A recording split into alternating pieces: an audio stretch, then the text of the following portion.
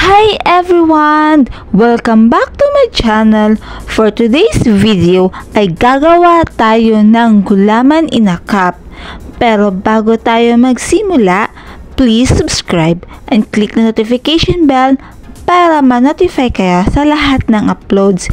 Ito nga po palang gagawin natin ay perfect sa negosyo. Kapag may tindahan po kayo sa kantin, ayan, pwede at patok na patok po ito sa mga bata. Ito lang po ang ating kakailanganin. Gulaman powder, any brand will do at any color will do din po. Kahit ano na pong kulay or flavor ng gulaman ay pwede. Sa akin po ay gumamit po ako ng orange gulaman. At ang ating tubig ay 1.5 liters ng tubig at tunawin natin mabuti ang ating gulaman. Ayan, pagkatapos maglagay tayo ng 1 cup na asukal. Tunawin din natin mabuti ang asukal bago po natin isalang sa kalan.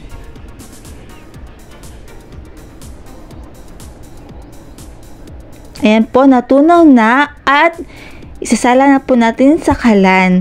Hahaluin lang po natin hanggang sa kumulo ang ating gulaman.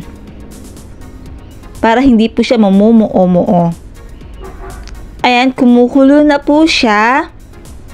Hahaluin lang po natin.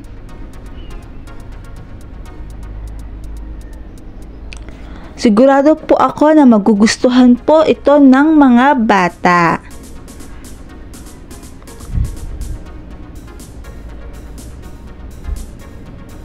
Papakuluin na po natin ng mabuti yung kulong-kulo na po ng kahit mga 5 minutes po. Ayan, pwede na. Pagkatapos po natin pakuluin ay hanguin na po natin at papalamigin lang po natin saglit ang ating gulaman. At ito nga po palang gagamitin natin ang disposable cups na 3.5 ounce lang po. Maganda po to na brand na salad cups dahil 100 pesos ko lang po nabili. Meron na po tayong 100 pieces. Pumapatak po na 1 piso. Ayan, piso lang po bawat cup na may takip na. Ayan na po. Maglalagay na po tayo sa ating salad cup. Huwag po natin pupunuin masyado ang ating salad cup dahil maglalagay po tayo ng condensed milk at ang ating toppings hanggang sa may guhit lang po. Huwag po yung punong-puno. Ayan. At repeat the process lang po hanggang sa maubos ang ating gulaman mixture.